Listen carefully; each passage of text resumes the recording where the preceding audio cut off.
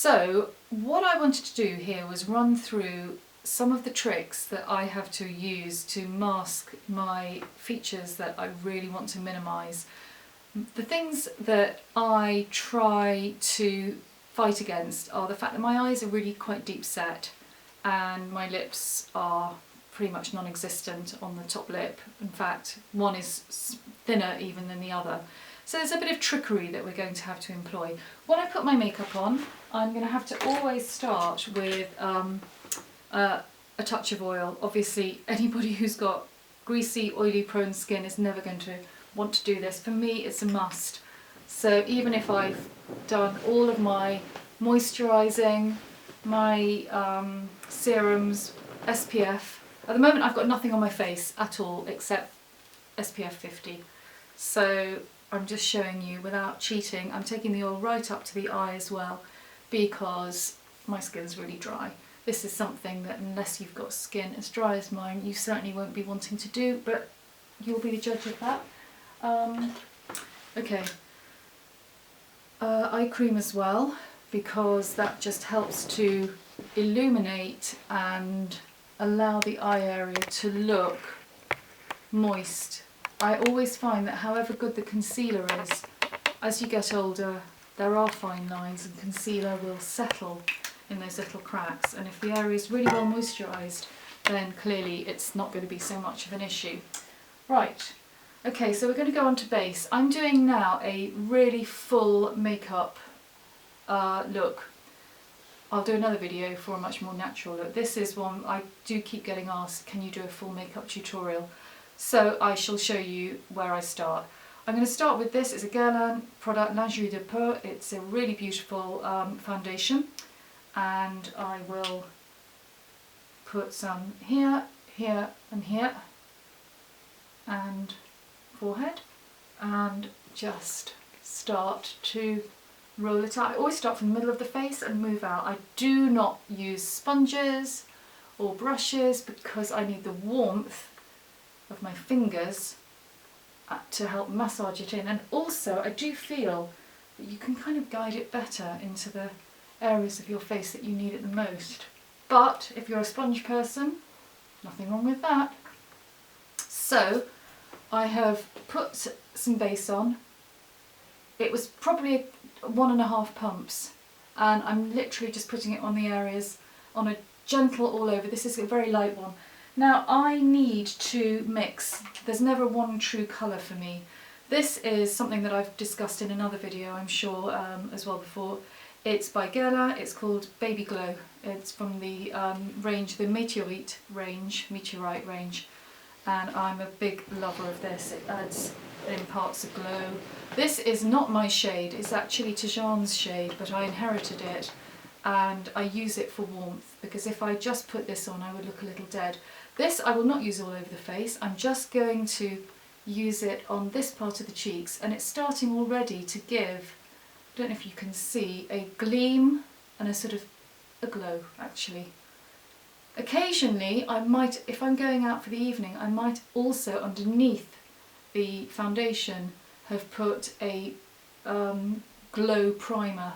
There's several which are quite nice, and I'll go through those with you later. Now, any areas of pigmentation that you're going to need to cover up have to be dealt with. This is a superb product by Tom Ford. It's called Waterproof Foundation Concealer. Now, I suppose if you want a really heavy coverage on your face and you're trying to mask imperfections, you would use this all over. I'm really lucky that the problems that I have don't extend to that. We've all got problems, whatever they may be. Mine isn't having to mask blemishes, but my issue has been pigmentation. I've touched on that before, and I tend to get it here and here. At the end of the summer, even though I did everything I said I was going to do and everything I do every year, I still came back with a really dark face in certain areas.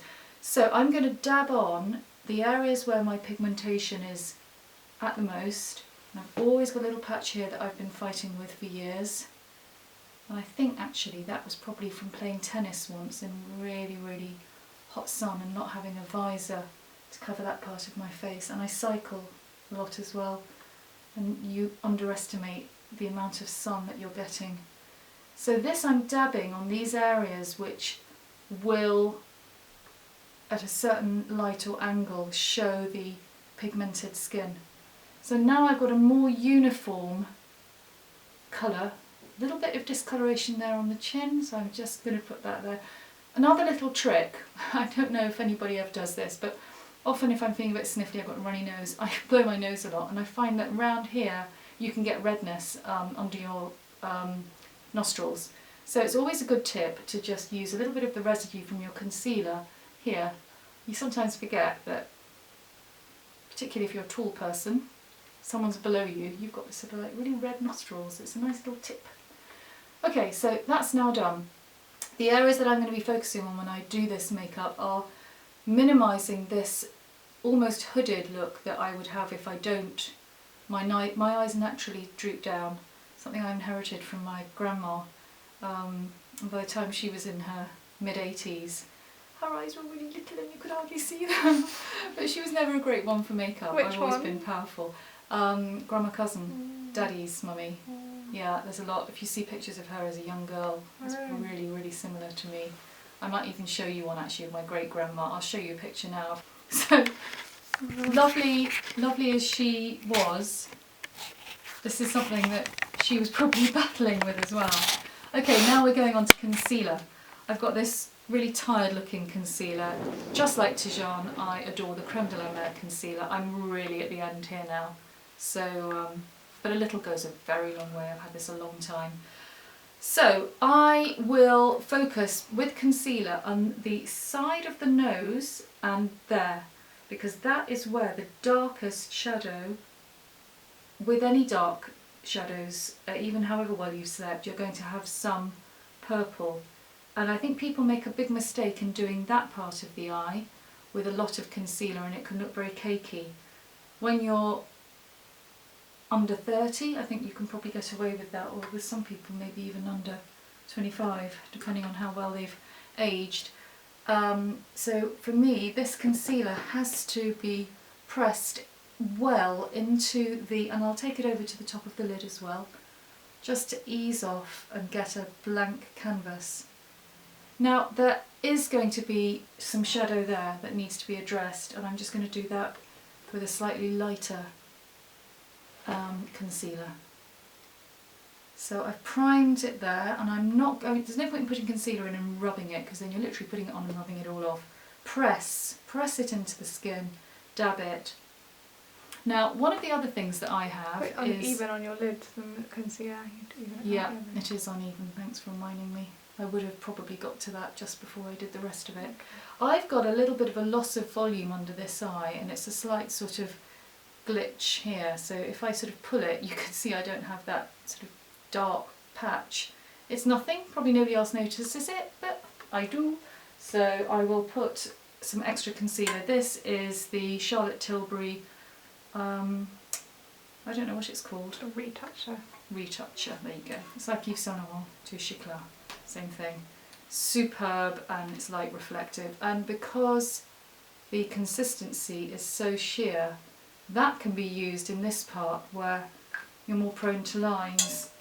So when you are a little bit older and you're trying to minimise those lines, you're not wanting to put concealer in there, but you need to put something. This product I highly recommend. There's lots of different versions of it. Every skincare range will pretty much have something as light as this. It's light reflective, just taking a little bit up to the eyebrow there because I can see a little bit of redness. So okay, so we've got a blank canvas to start with, and it really is a blank canvas. So this is a palette from the new Tom Ford collection, Soleil Blanc, and these are colours that I would normally be quite wary of. I'd be scared to use them. As a basic makeup, if you have seen any of my videos that I've done before when I've collaborated with Tijan, and she's brought me on her channel and I've guested on it, I've explained how I will always use a bone or ivory colour as a base. So I played around with this and was really pleasantly surprised to see that these kind of pink and peach tones on the lid work for me, and I would have thought they didn't, because they normally make me look like a rabbit who is unwell. So here we go. I'm going to put the pink. This is an interesting consistency because it's very sheer, very light, and there's actually some glitter in it, which is normally my fear. Anything on a lid, an older lid with glitter, tends to be very unflattering. But obviously Tom Ford have got their act together. This consistency is quite astonishing and does not gather into an older eyelid. So then I'm going to be using the more lilac-y shade and put a touch of this. It's sort of lilac-y, very sheer, so you can layer it as much or as little as you feel confident with. And if you use a nice fat brush, this one is actually by Tarte, it's superb, then the distribution isn't too heavy and you can always build or remove. I'm now using the darker one and it's a taupey colour, which can look a little scary before you've added in some liner, but somehow it always works. So there you have a base. I'm now going to put some liner on the top, and I'm going to explain my trick for moving away and trying to hide away from this line of this drooping eye. If I followed the line on the top of my lid, on my against my lashes, I actually truly followed it, my eye would droop down and I'd look as if I was falling asleep. So I'm going to use some trickery that most people would probably already know about. This is a Nars pen, felt tip pen. Astonishing the way it delivers. It's a black, but it's not too intense, so it doesn't look too deeply coal. Now I'm going to have to flip over the mirror to the magnified side because I can't see. So my trick, I literally tug up here, start from here and take it down to follow the line of the lashes along. Press in as deeply as possible to the lashes so you don't have any gaps. Then there's a little area of a triangle almost. That needs to be filled in and follow the line up. Again, just take it through. So that line now has elongated the eyelid as opposed to bringing it down. Most people could benefit from this, but I need it far more than others because of the shape of my eyes. It's just a little trick. This can be done with any colour liner. I would definitely recommend a pen though as opposed to a pencil. The pencils tend to catch on the skin and drag, and obviously again the older you get, the more your eyelid moves and it's not as firm, so it kind of drags. So pencils I tend not to use on the top. So I've created my wing. It looks a bit weird at the moment, so I'm going to now do my under eye. This is an incredible kohl by Laura Mercier. It's a beautiful soft grey which suits my colouring really well. There's a Charlotte Tilbury dark brown which is really lovely, and I'll be quite happy to use green. Got an incredible blue as well. That's where you can play and you can add on. If you want to add some colour, you've already got the base of the black line, and I would, if I'm feeling a little bit like I want to change it up, I might put a different colour over the top of the already black line. I'm not going to do that today because I want to keep it quite classic. So here I'm going to be using the grey. Again, I'm starting from the outer line. I don't take the kohl any further than the last third of the eyelid, the bottom of the lashes, because my eyes are, it just makes them look closer together. So I will only do just that section, and the same here. There's a lot of asymmetry with my eyes. Most people's faces actually are very asymmetrical, and it's just a question with makeup, as in any form of artistic endeavour, of just trying to balance things and make them look as if they match, where nature has failed to match them. Okay, so there we're done now with the eyes. I leave my mascara till last, don't know why, just one of my funny little tricks. So now I'm going to show you my blush. So I will use, again I told you I love this range Meteorite, it's Guerlain. This is, they do this in lots of different forms.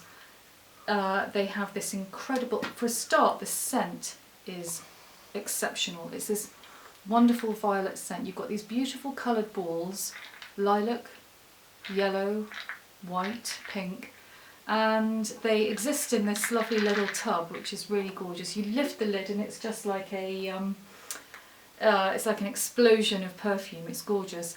Lovely Guerlain brush here as well. Here I will literally just twizzle around with the balls here, blow off any excess of the blush, and I'll start here at the apple of the cheek, gently move it around and take it up just to get the glow. If you're a little bit nervous of colour, then just put it on and maybe brush it off with another brush. So now we have a little bit of colour. I'm now going to add a highlighter. Actually, one step I left out is, this is also from the Meteorite range, and it is a powder. I'll use this all over. If my makeup is a little more moist, then I might need to use a bit of powder, and I would just put it here and there and maybe across the cheeks.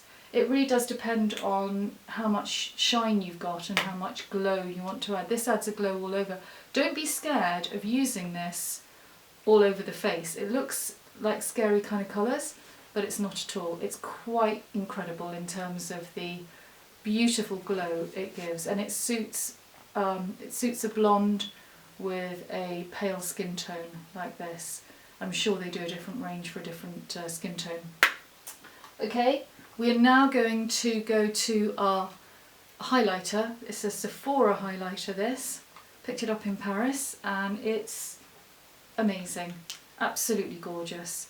This one I tend to just literally go like that.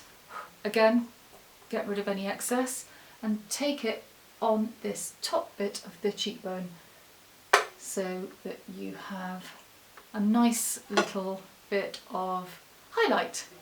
Now I'm going to finish off with the eyes.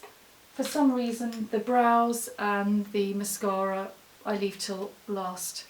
This is a beautiful Tom Ford brow mascara, probably a little too dark for me, but I have a trick.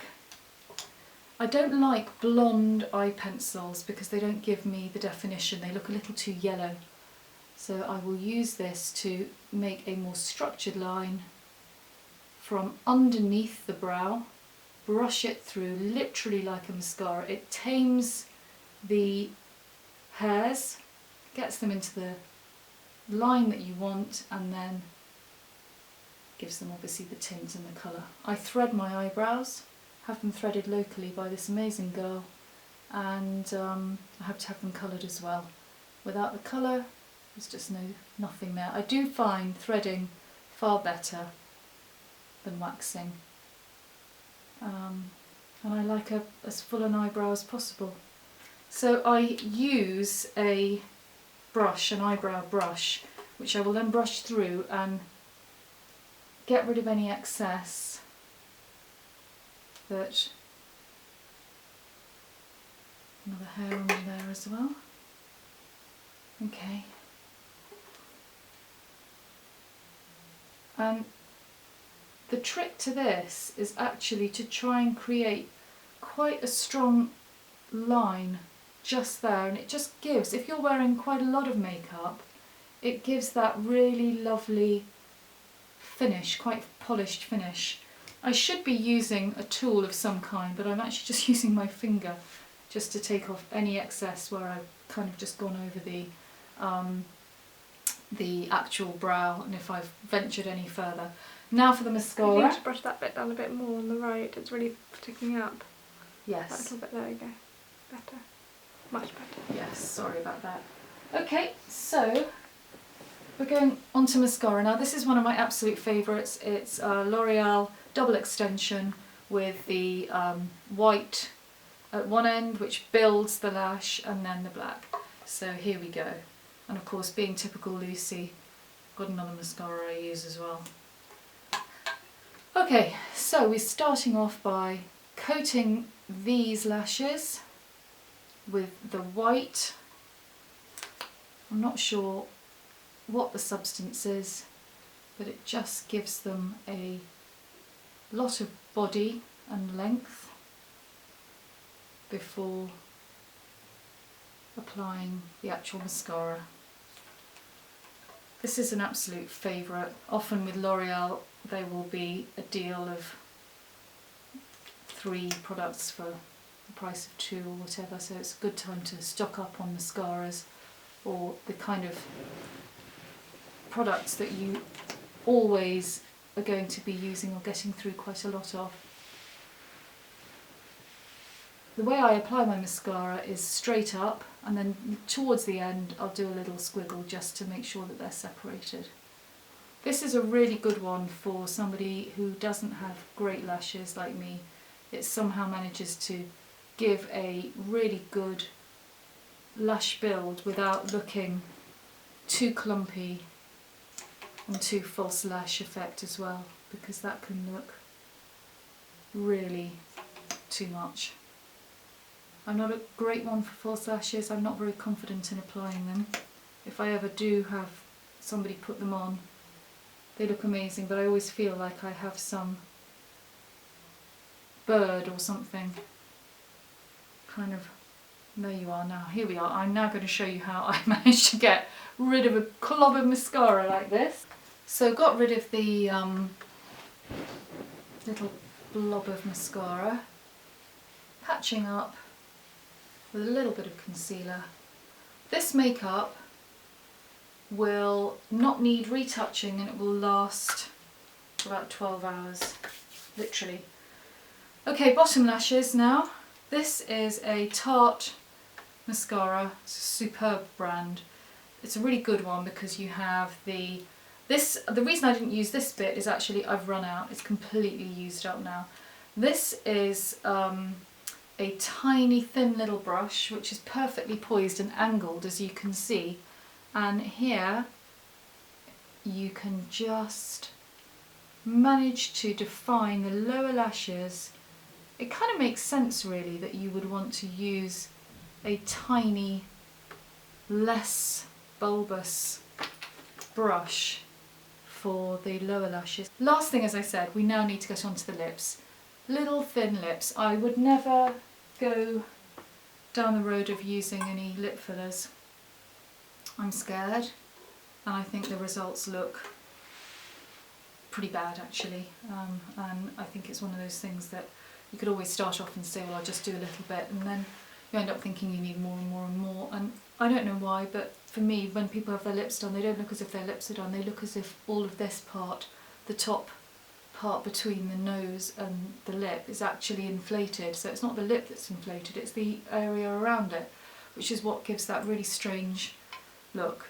So a full lip really should be a full lip, but for some reason lip fillers always end up looking just like that, like someone's just literally inflated them. So I won't be doing that.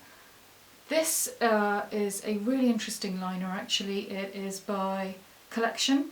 It's a really lovely natural pinky beige. Start in the middle at the Cupid's bow and move out. I'm going over my lip line to give the illusion of a thicker lip, and I'm colouring in as well. Same on the other side.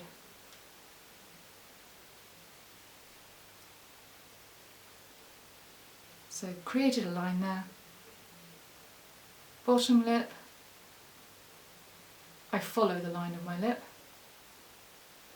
because I don't need, I feel, to make that look any bigger.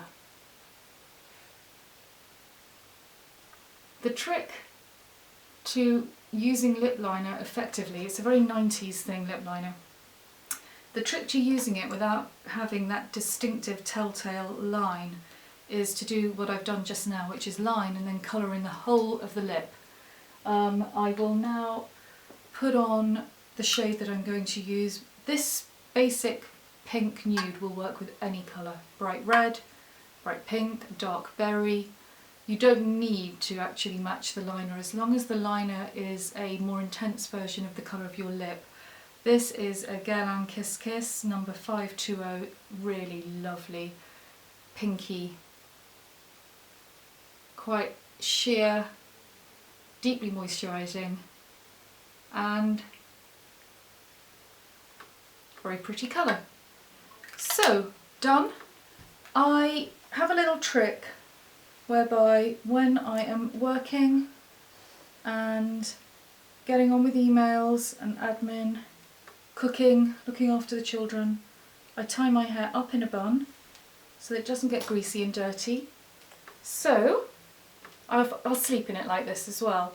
I've now finished. I'm going to just let my hair go down. Probably needs a brush as well now. But now I'm ready to face the world.